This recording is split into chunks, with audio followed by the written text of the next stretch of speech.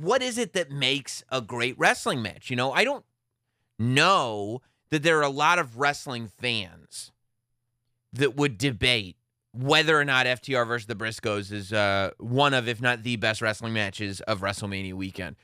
I think even a non-wrestling fan could look at that match and go, oh my God. I remember match quality. There are certain matches that have changed my kind of understanding of what's capable from simply in-ring match quality. That sometimes it's not about the promo, it's about the match itself, right? And I think the first time I remember that happening it's FTR is going to be pretty flattered by this because I just realized that almost all of them are Brett matches. My three, these are the three that I remember kind of shaping how I look at professional wrestling. The first one I remember is Bret Hart versus Mr. Perfect, SummerSlam 91. I would have been 7 years old, I guess, 7 years old or so, watching it live. And when you're 7 and you're watching WWE and you grow up a WWE fan, it's all about the cartoon characters. It's all about the Hulkster. It's all about Macho Man. It's all about Ultimate Warrior. It's all about the larger than life. It's all about the cartoon characters, He-Man come to life.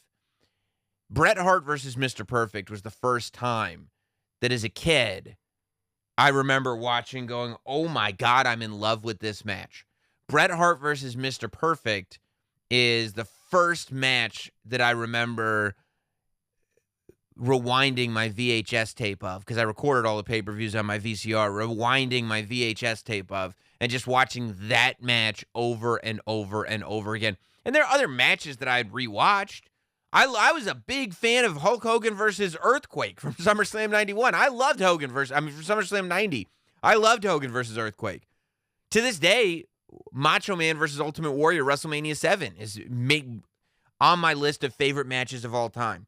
But Bret versus Perfect, a match that didn't have the over-the-top, a match that didn't have the cartoon characters, a match that simply told the story of this working-class hero looking to finally break through, looking to finally get a shot in WWE. And this gatekeeping jock who thought he was better than everybody else, showing up to spoil the Canadian dreams of the Hitman. That story was made so clear within the confines of the squared circle, within the 20 by 20 ring, that I remember even as a kid getting it and being blown away. The second time was Bret versus Shawn, WrestleMania 12. Some people hate on that match. That match, to me, especially at that point, about as perfect as you could get. I loved Bret versus Shawn because I remember I was 12 by then. And I remember thinking to myself that even as the biggest WWE fan in the world, there's no way that a single match, is going to be able to keep my attention for 60 minutes. I mean, that's why sports entertainment was created. It's one of the main reasons why Toots Mondt had to redefine what pro wrestling even was. Because people were sitting there in the audience watching matches that would go on for an hour, 2 hours, 3 hours, 4 hours. And they're getting bored. They're getting tired of it. Toots realized that people needed some excitement, needed some action, needed the pace to be quickened. And by WrestleMania 12, which was, I guess, 75, 76 years after Toots Mondt's time. By WrestleMania 12, I was right there going, an hour-long wrestling match? I don't think so. And the story that Bret Hart and Shawn Michaels told over 61 minutes and change completely changed my mind and sold me on the story. I didn't get sold on the story by the Jose Lothario gimmicks. I didn't get sold on the story looking at Bret Hart train in the Great Alps of Calgary, Alberta. I got sold on the story within the 60 minutes and change of that match. And it made me realize that there are no time limits on what can be an amazing performance. That, yeah, there are matches that go on way too long. But if there's a story to be told over the course of 60 plus minutes, that's how long it takes. And then the third time it happened was a year later, watching Brett and Stone Cold Steve Austin do their thing at WrestleMania 13. But I bring all this up to say, like, what is that match? Like, what is it that makes a great wrestling match? Because there was another wrestling match that I think altered the way I don't know if it altered, it confirmed the way I felt about wrestling. The way I felt about wrestling not just being one thing. The way I felt about wrestling being one of the few forms of entertainment that doesn't fit neatly inside of a box, that can't be defined by one single set of terms, but instead is defined by the story that it exists within, that the match exists within. Because while I love Briscoes versus FTR, one of my other favorite matches of the weekend was Sami Zayn versus Johnny Knoxville. And I say that without irony. One of my favorite wrestling matches of the weekend was Sami Zayn versus Johnny Knoxville. And I can already hear the people saying, hey, oh, I see, Sam. I see what you're not getting. See, let me explain this to you. FTR versus the Briscoes. That was pro wrestling. Johnny Knoxville versus Sami Zayn. That was sports entertainment. Okay, all right. With the pro wrestling sports entertainment, I've said it on the show before. Do not get sucked in by marketing terms. Do not define yourself by what companies have put on stuff. Make no mistake about it. Pro wrestling and sports entertainment are exactly the same thing. When I started listening to other people's takes on WrestleMania, and I started listening to what people thought on Twitter about it, I'm always very curious to hear lots of people's takes on it. And I never worry. If people disagree with me, I have no problem with that. And people liking something that I liked or not liking something that I liked or not, or liking something that I didn't like, none of that ever bothers me. If you sit there and you go, I didn't like Sami Zayn versus Johnny Knoxville, that's cool. That's not what I'm talking about. I'm ready to have that conversation. I'm actually curious. What didn't you like about it? Why didn't you like it? But what trips me up, what boggles my mind, is taking it a step further. A lot of people think that that it was embarrassing for the business. You know, Sami Zayn and Johnny Knoxville have this match where, first of all, they start the match and they start great. Sami Zayn just about kicked Johnny Knoxville's face off of his skull to start the thing. I was like, this is exactly how it should go. And then, you know, as they went on, you know, Johnny Knoxville was able to kick out of a little bit more than you might have thought he was able to kick out of. Okay, that's all right. We didn't come to WrestleMania. We didn't tell this whole story leading there. We didn't have Johnny Knoxville post Sami Zayn's phone number all over the place. We didn't have Sami Zayn make social media videos a couple of times a week and go on SmackDown every single week and have the Intercontinental title cost to him and all this stuff so we could have a 30-second match. Sami Zayn at one point tries to get a table out from under the ring. There's mouse traps all over it. Sami Zayn tries to climb the top rope at one point. Johnny Knoxville has a secret button. He hits the button. Fireworks go off. They go right up his rectum. Right up Sami Zayn's rectum. To me, I'm going, this is all great. This is the offense that Johnny Knoxville would have. Like, I really enjoyed the juxtaposition. I love the idea that it was an anything-goes match, right? So Sami Zayn pulls out a garbage can and a stop sign and some of the weaponry that is typical for no-holds-barred matches within the confines of wrestling. But Johnny Knoxville being an outsider, Johnny Knoxville not being a wrestler, Johnny Knoxville coming from Jackass, he pulls from his world. He has a table that's full of mouse traps. He has a fireworks button. He has a machine that kicks you in the groin. And of course, getting kicked in the groin by a machine is going to hurt worse than being kicked in the groin by an average foot because of the mechanics of it. And then having Johnny Knoxville's friends all come in. You know, I even felt okay about Wee Man coming in and body slamming Sami Zayn because, number one, you got this great visual of Wee Man body slamming Sami Zayn. But number two, Sami Zayn came back in the end, kicked Wee Man in his Wee Man face. I thought that was awesome. As somebody who grew up watching Jackass, seeing Party Boy jump in the ring and Sami Zayn getting confused and me going, I know what's coming, Sami. He's going to throw your brain for a loop, and then ripping off the clothes, and he's got the denim thong on. I like to party. You like to party? 16-year-old me was losing his mind. This is goddamn hilarious. And then the piece de résistance, the big finish, the giant human-sized mousetrap that, I mean, maybe didn't go off exactly according to plan, but it's almost fitting that Johnny Knoxville had to kind of fumble his way through it to get the mousetrap to trap Sami Zayn in the thing. And then 1, 2, 3. It was brilliant. And it all fell within that kind of a world of Jackass.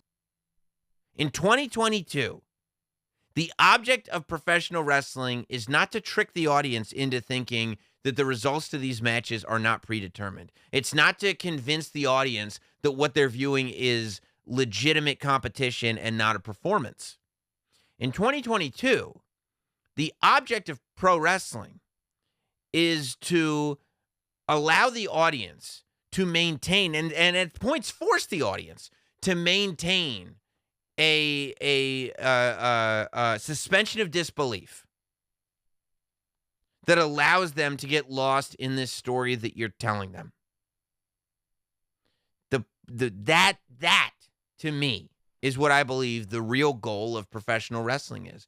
It's to maintain a suspension of disbelief. And the suspension of disbelief in pro wrestling does not mean the toughest guy has to win. And, well, if Sami Zayn can't beat up Johnny Knoxville, then how do I think that Sami Zayn can beat up me? And if Sami Zayn can't beat up me, then I'm not buying a ticket to see him. That's not the way wrestling works anymore.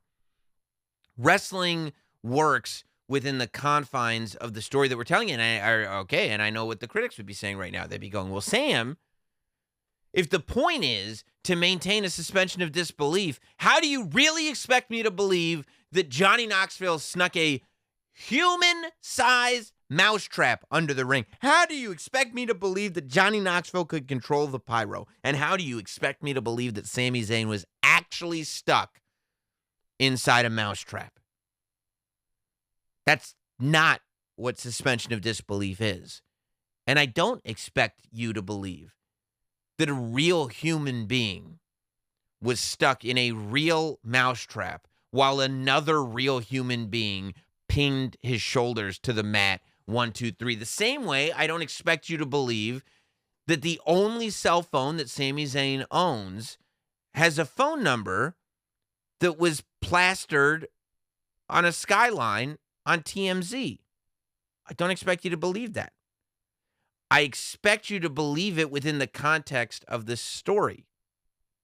Suspension of disbelief applies within the context of the story, meaning that if in the main event, Brock Lesnar had pulled out a human-sized mousetrap and trapped Roman Reigns in it, it would have been horrible.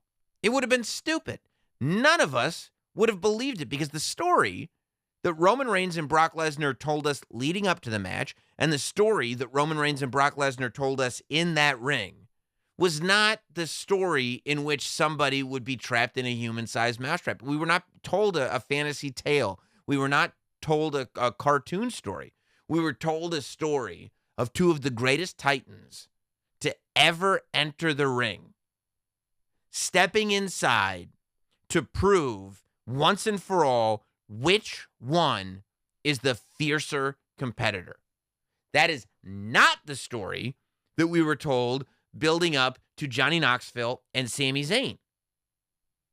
The whole idea was that Johnny Knoxville is this guy from Jackass, and that Johnny Knoxville's Jackass friends are always around, and that Sami Zayn is going crazy because he won't change his phone number because he keeps getting called, and pranks are happening, and he's going to Knoxville, Tennessee to try to...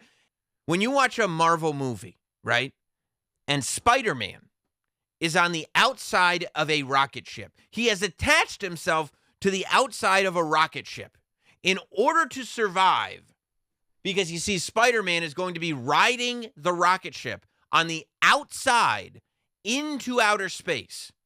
And in order to survive, he must push a button on his suit that turns his Spider-Man suit into a Spider-Man spacesuit. Once he does that, he's able to ride the rocket on the outside of it into space, then enter the rocket to have a superhero battle. Nobody watching that movie believes that in real life, any person could ever even invent the technology that would allow anyone, arachnid or not, to ride a rocket on the outside, push a button to turn your Spider-Man suit into a spacesuit, and survive. Couldn't happen in any way, shape, or form.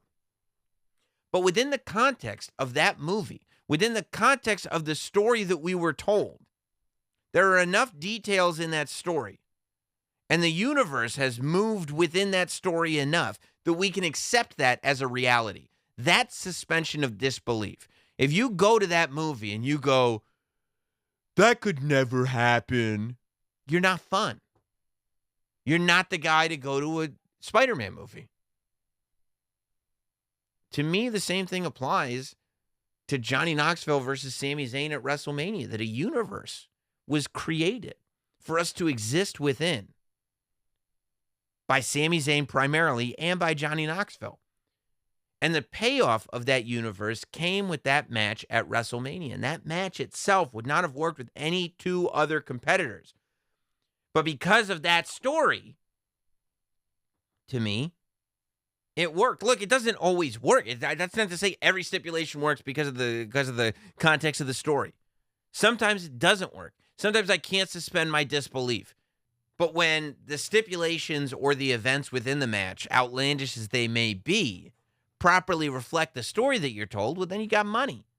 As the biggest wrestling fan that I know, I'm talking about myself, I can tell you straight up that there is no part of me that wants to limit the definition of what wrestling can be. To me, I want to look at the wrestling world that we live in and go, hell yeah. Look how lucky we are that we get to live in the world where in the same WrestleMania weekend, we've got FTR versus the Briscoes and Sami Zayn versus Johnny Knoxville as two of the best wrestling matches of the weekend. And you don't have to be fans of both of them. You don't have to say they're two of the best if you didn't like one or the other or both. But to me, to sit there and say, that one sucked, that one's bad, that's bad for wrestling and made me embarrassed, I don't know if you fully grasp how big wrestling actually is.